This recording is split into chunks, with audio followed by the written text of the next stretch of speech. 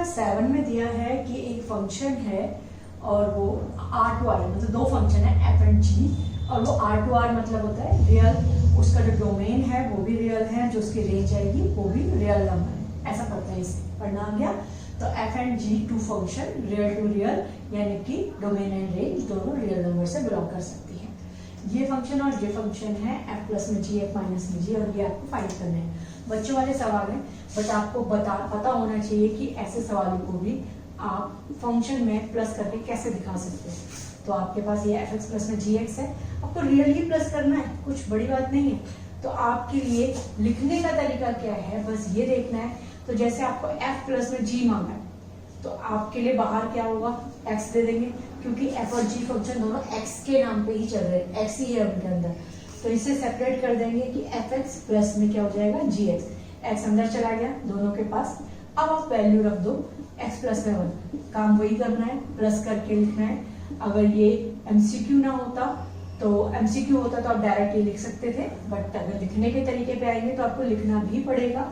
जैसे ये है, इस बार f माइनस जी एक्स हो गया, तो पहले एफ एक्स फिर माइनस में जी एक्स, अब वैल्यू रख दो x प्लस में 1 माइनस में 2x प्लस में 3, तो आपका आंसर आ गया माइनस एक्स प्लस में 4। ऐसे ही आपके पास f अपॉन में g और फिर x है तो वो हो गया एफ एक्स अपॉन में जी एक्स। अब ये तो सॉल्व भी नहीं हो सकता तो बस ऐसा का ऐसा इसे लिख के आप छोड़ दोगे। ये हो गया आपके पास क्वेश्चन। नेक्स्ट आपके पास है 8th क्वेश्चन और उसमें आपसे कहा है कि एक फंक्शन है और जिसका रोस्टर फॉर्म आपको दिया हुआ है। रोस्टर फॉर्म में अगर आप 1 रखोगे तो 1 आंसर आएगा, 2 रखोगे तो 3 आएगा, 0 रखोगे तो -1, -1 रखोगे तो 3 आएगा, -3 आएगा। ये आपसे कहा हुआ है और आपको फंक्शन दिया है ये, तो क्या ये इसी की वैल्यूज हैं इस फंक्शन की, यानी x की वैल्यू क्या रखोगे और आंसर क्या आएगा।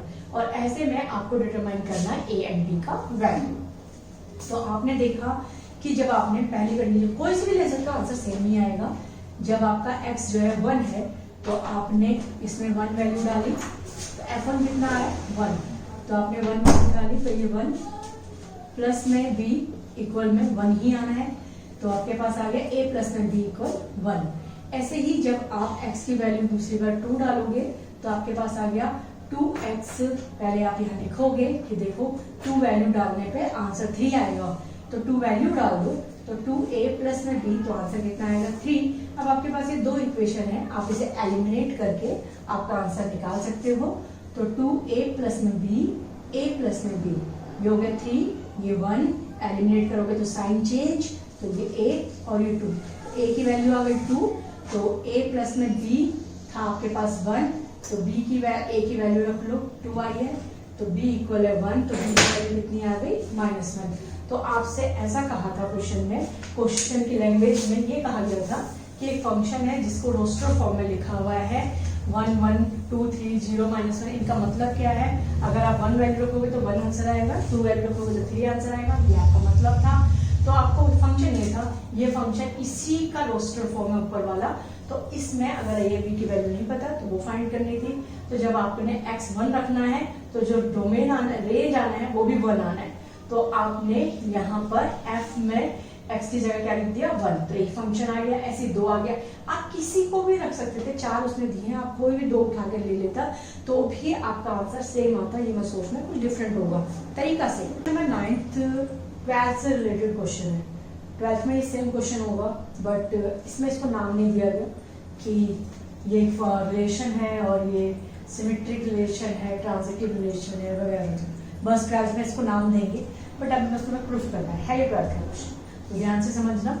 तो क्या दिया हुआ है, का एक रिलेशन है, ये चीज हमेशा कंफ्यूज करती है। आर रिलेशन के लिए भी आता है, आर रियल नंबर के लिए भी आता है, तो कंफ्यूज मत होना कि एक रिलेशन है ए बी, उसके ऑर्डर पेयर ए बी आएंगे और ए बी दोनों नेचुरल नंबर आएंगे, दोनों नेचुरल नंबर आएंगे। फंक्शन रिलेशन ये है कि a इक्वल है b स्क्वायर, a इक्वल है b स्क्वायर का रिलेशन।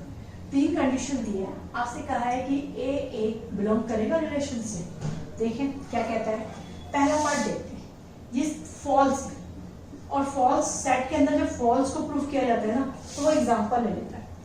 तो लेट a इक्वल है 5, लेट a इक्वल है 5, कुछ भी ले सकते हैं, मैंने 5 ले लिया। तो a का स्क्वायर कितना होगा 25। तो क्या 5 और 25 इक्वल हैं? नहीं। दैट इम्प्लाइज, इसकी वजह से मैं ये भी कह सकती हूँ कि a बराबर नहीं है a स्क्वायर के, a तो नहीं है a स्क्वायर के बराबर, यानी कि a अगर दोनों सेम हो तो वो रिलेशन को सेटिस्फाई नहीं कर रहे, दोनों सेम हो तो वो रिलेशन को सेटिस्फाई नहीं कर रहे, यानी कि a रखोगे तो जो आंसर आएगा वो a ही आए, ऐसा नहीं है, वो 25 आए। एक केस में आता है ऐसा, तुम कहोगे कि ऐसे भी तो हो सकता था मैं 1 मान लूं तो a स्क्वायर 1 आ जाएगा, फिर तो a और a स्क्वायर बराबर आ जाएंगे और ये रिलेशन में होगा। लेकिन जो गलती से सिर्फ किसी एक के लिए ट्रू हो वो कभी ट्रू नहीं होता, जो सबके लिए सच सिर्फ वही होता है। ठीक है, तो ये ट्रू सिर्फ इस एक कंडीशन के लिए है, जबकि नॉट ट्रू बाकी सारी कंडीशन के लिए नॉट ट्रू ही है। तो जो सबके लिए सच है सिर्फ सच वो है, नहीं तो वो फॉल्स ही है। तो यानी कि ये रिलेशन में नहीं है, ये आर रिलेशन के लिए दिया हुआ है। सेकंड कहता है इफ ए बी रिलेशन में है, ए बी रिलेशन में है, ये कंडीशन है कि उसने दी है कि ए बी रिलेशन में है। तो लेट कर लेते हैं a इक्वल 4 हो और b इक्वल 2 हो, तो देखो a इक्वल कितना हो गया b का स्क्वायर, यानी कि 4 इक्वल हो गया 2 का स्क्वायर। हाँ सच है, ये तो उसी ने कहा है ना कि a और b रिलेशन में है, a और b रिलेशन में है, हमने दिखा दिया कि उसने ये कहा था और रिलेशन में है। बट अब उसने अगर उल्टा करें हम, अब b a भी रिलेशन में होना चाहिए, अब क्या होना चाहिए b a भी रिलेशन में होना चाहिए, तो b इक्वल किसके होना चाहिए a स्क्वायर के होना चाहिए। तो b a स्क्वायर के इक्वल हो सकता है, b कितना है 2 और a कितना है 4 का स्क्वायर, तो क्या ये पॉसिबल है कि बराबर हो? नहीं है पॉसिबल। तो यानी कि b a रिलेशन में नहीं होगा, यानी जब a भी रिलेशन में है तो b a का रिलेशन में होना जरूरी नहीं है, तो नहीं है। तो b की जगह हमारे पास ये है, a अगर 4 लिया हमने, क्योंकि पहली कंडीशन उसमें कहा था ये है के लिए हमने ऐसी कोई डिजिट ली जो इसे सेटिस्फाई करती है, हमने a को 4 b को 2 ले लिया, तो ये सेटिस्फाई कर गया। फिर अगर a भी सेटिस्फाई है तो b a को भी सेटिस्फाई होना चाहिए, तब वो रिलेशन में होगा। तो हमने देखा कि b a रिलेशन में नहीं है, तो नहीं सेटिस्फाई हो रहा, तो इसलिए ये रिलेशन में नहीं बिलोंग कर रहा। बस पता है इसको 12th में नाम दे देते हैं, ये है तुम्हारा रिफ्लेक्सिव रिलेशन, जबकि ये सिमेट्रिकल रिलेशन नहीं है, ये रिफ्लेक्सिव रिलेशन नहीं है, बस नाम से हो जाएगा, बाकी क्वेश्चन सेम होता है।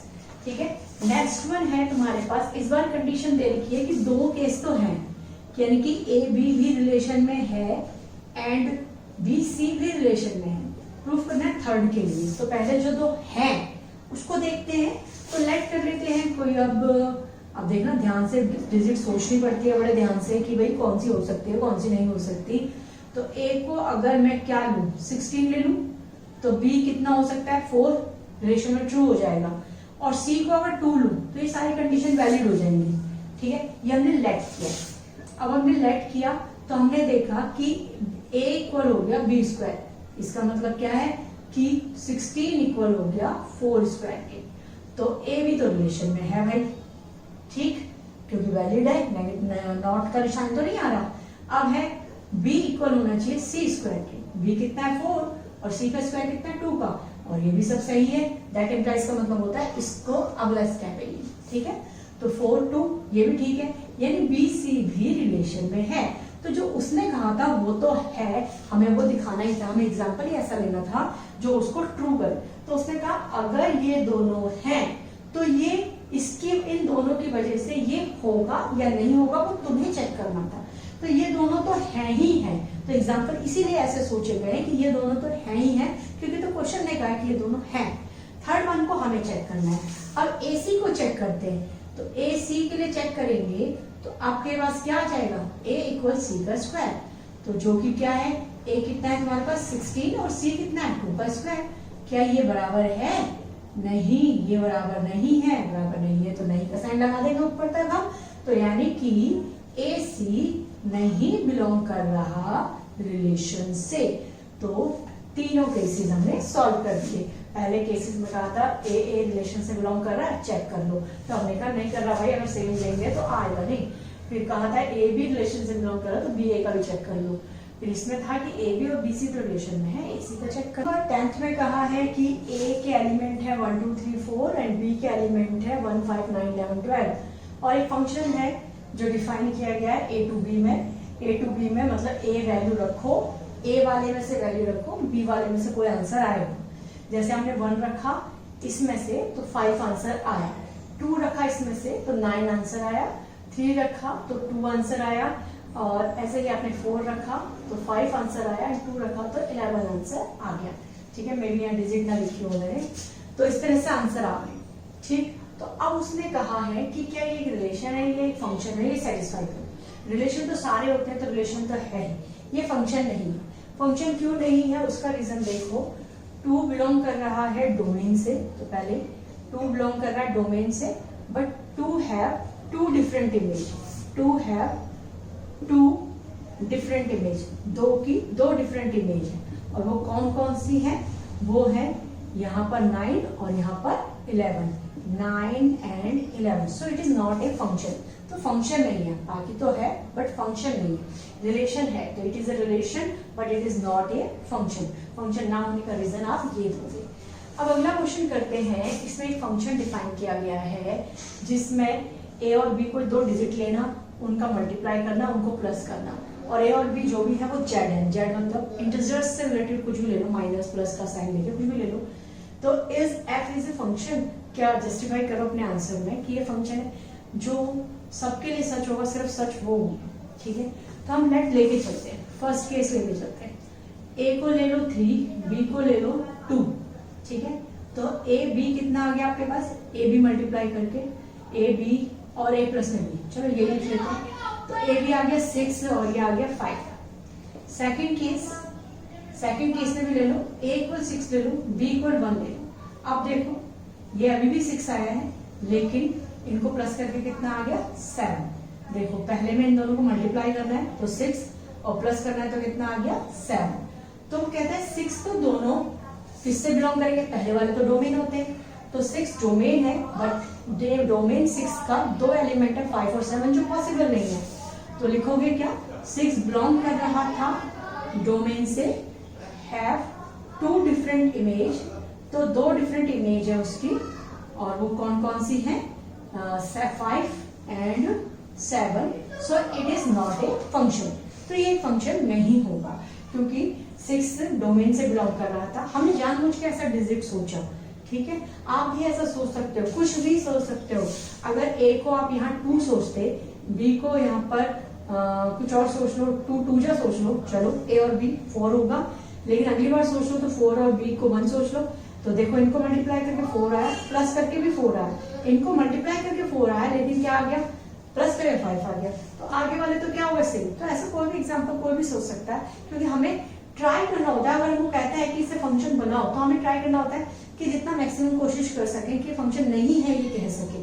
तो ये फंक्शन, अगर ये किसी भी हालत में हम ये कह ही नहीं सकते कि ये फंक्शन नहीं है, तो ही वो फंक्शन है। क्लियर हो गया। तो किसी भी हालत में अगर ये फॉल्स ही नहीं हो सकता, तभी वो ट्रू हो सकता है। अगर एक भी कंडीशन के लिए वो फॉल्स है तो वो फॉल्स ही है, तो इसका मतलब ये फंक्शन नहीं है। एक लास्ट क्वेश्चन है इसमें, उसने कहा है ए के एलिमेंट है 9 10 11 12 13 और ए से एन तक का है, मतलब ए आगे लिखना है, ये ए है, ये एन है, ऐसा एक फंक्शन बनाओ ए और एन में। ए तो यही लिखो, 9 है, 10 है, 11 है, 12 है एंड 13 है, और फंक्शन ये है कि हाईएस्ट प्राइम फैक्टर लिखना है। तो 9 का हाईएस्ट प्राइम फैक्टर कौन होता है, 3, और 10 का कौन होगा, 5, 11 का हाईएस्ट प्राइम फैक्टर 11, 12 का हाईएस्ट प्राइम फैक्टर 3 एंड 13 का 13 ही होगा। तो ये फंक्शन कहा था उसने, तो हमने उसको आपको डायग्राम सहित दिखा दिया। आप भी इसे डायग्राम सहित दिखाओगे। तो उसने कहा था एक सेट है ए जिसके एलिमेंट ये है, फंक्शन a to n है, a to n है, a to n है, n मतलब नेचुरल नंबर, यहाँ नेचुरल नंबर में कुछ भी आ सकता है, लिमिट नहीं थी कोई, हाईएस्ट प्राइम फैक्टर वाला फंक्शन है। तो ये फंक्शन है जिसमें हाईएस्ट प्राइम फैक्टर लिखने, तो हमने इस a के सबके हाईएस्ट प्राइम फैक्टर लिख दिए। उसने कहा था रेंज बताओ, तो ये रेंज ही है जो आपका n के अंदर आया है हाईएस्ट प्राइम फैक्टर, वो आपकी क्या कहलाएगी, रेंज।